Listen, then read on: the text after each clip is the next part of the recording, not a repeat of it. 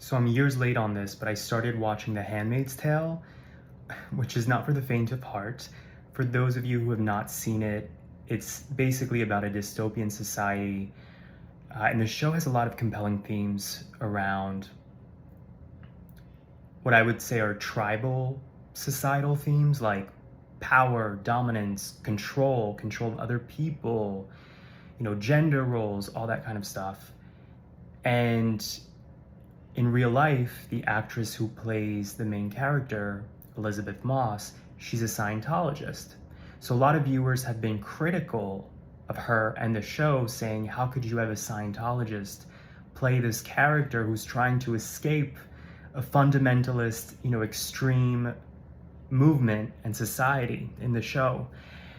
And so it got me thinking about this idea of cults, right? The cult essentially that's being portrayed in the show, even though they never use that word, at least where I am in the show now, third season. Then the idea of the main actress being a Scientologist, people refer to Scientology as a cult. But if you think about it, aren't we all kind of in different versions of cults? We always think of cults as these religious movements, these niche extremist movements.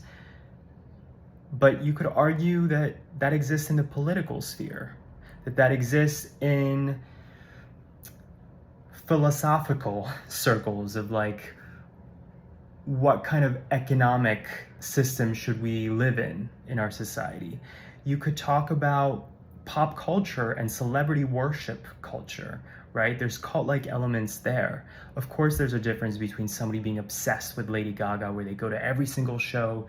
There's a difference between that and, somebody literally being in a sex trafficking cult, right? There's different levels of intensity and extremism.